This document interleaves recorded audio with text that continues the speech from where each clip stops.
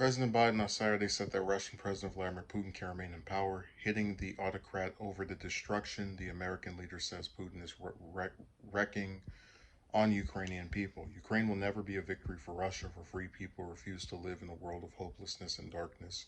We will have a different future, a brighter future rooted in democracy and principles, hope and light, of decency and dignity, of freedom and possibilities, Biden said during a speech in front of the Polish presidential palace Saturday night local time. For God's sake, this man cannot remain in power.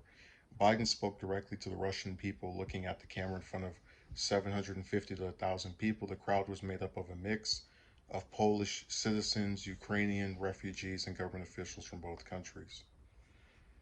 Oh my God, you, the Russian people, are not our enemy. I refuse to believe that you welcome the killing of innocent children and grandparents, or that you accept hospitals, schools, maternity wards, for God's sakes, being pummeled with Russian missiles and bombs, he said. He noted that Russian troops are stopping Ukrainians from fleeing and causing people to starve while they are trapped.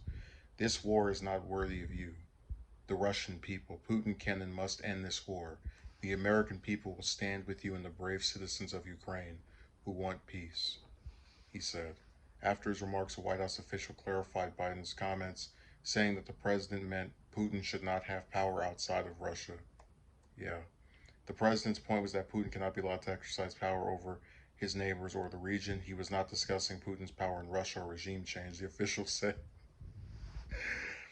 In his remarks, the president also noted the courage of the Ukrainian people who are fighting back against the Russian forces in their country. We're seeing it once again today, the brave Ukrainian people showing that their power of many is greater than the will of any one dictator, the president said.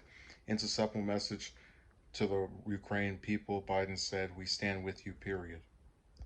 So this is so interesting because when I read the part about he said Putin shouldn't remain in power, or this man cannot remain in power, excuse me, I immediately thought of regime change. Um, and that's mainly due to just some of the like warning signs that we've seen about the U.S. You had Graham, for example, senator from South Carolina, um, basically all but confirming that he supports having Putin removed not by a democratic process but by having people, I guess, random Russians try to assassinate him. This extremely dangerous rhetoric.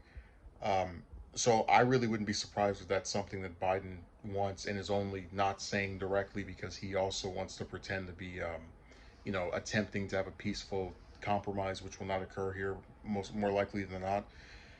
Um, and there's the part about like I refuse to believe that you welcome the killing of innocent children and grandparents, or that you accept hospitals, schools, maternity wards being pummeled with Russian missiles and bombs. Well, I don't know. It seems like when this happens to other countries, I mean, we use Yemen all the time as an example, but this is literally what happens in Yemen. You have Saudi Arabia, and for 5 years, the United States bombing hospitals, schools, maternity wards, and there didn't really seem to be an outcry by Americans. So I really wouldn't be surprised when this stuff happens if in a country that's not talked about every day on TV, people just go back to turning a blind eye. But the most interesting part of this story was the seeming indication that he was okay with regime change. I know that at the end they attached the thing about, oh, he just means he shouldn't be able to have power over his neighbors, but I'm just saying that when I first read this story and saw that headline, I did get a little I don't want to say some angst, but that was the part that most excited me to read. I was like, wait, is he actually confirming he wants to get rid of Putin? While he's supposedly trying to be peaceful? Yeah.